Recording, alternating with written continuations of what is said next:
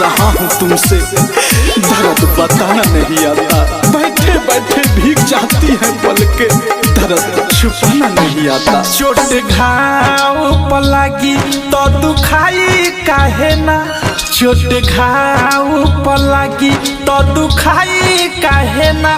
भगवान जी हो जब दिल तू बनवला तो दवाई काहे ना, जब दिल तू बनवला तो दवाई काहे ना। चोट घाव पर लागी तो दुखाई काहे ना। भगवान जी हो जब दिल तू बनवला तो दवाई काहे ना, जब दिल तू बनवला तो दवाई काहे ना। हर तन्हा रात में एक नाम याद आता है, कभी सुबह कभी शाम याद आता है। जब सोचते हैं कर ले दोबारा मोहब्बत, फिर पहली मोहब्बत का अंजाम याद आता है। प्यार में धोखा जदी मिले लगी से, बहाना दवाई दर्द मिटाई लोग कैसे हो। प्यार में धोखा जदी मिले लगी से, बहाना दवाई दर्द मिटाई लोग कैसे। जेकरा खातिर तनी परछाई थाहे ना, जेकरा खातिर तनी परछाई थाहे ना।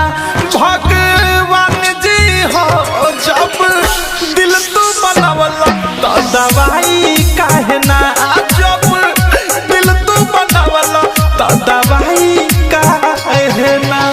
कभी सोचा भी नहीं था जिंदगी में ऐसा भी फंसाना होगा। रोना भी जरूरी होगा और आंसू भी छुपाना होगा। खोजलो पर मिलत नइखे कहीं दवा खाना में, मन नहीं करे थारू जिए के ये जमाना में।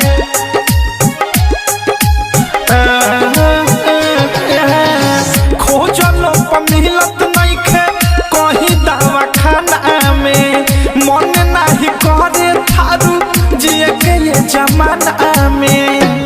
अवध से अनुराग मिसाइल पछताई काहे ना, अवध से अनुराग मिसाइल पछताई काहे ना। भगवान जी हो जब दिल तू बनवला तो दवाई काहे ना, जब दिल तू बनवला तो दवाई काहे ना। चोट घाव पर लागी तो दुखाई काहे ना।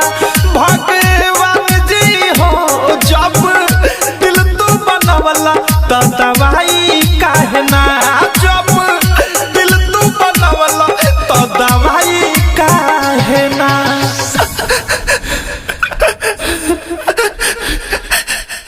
आरसीएम म्यूजिक न्यू ऐप अभी डाउनलोड कीजिए हमारे गूगल प्ले स्टोर से और पाए भोजपुरी लोकगीतों का एक से बढ़कर एक ऑडियो वीडियो सॉन्ग बिल्कुल मुफ्त।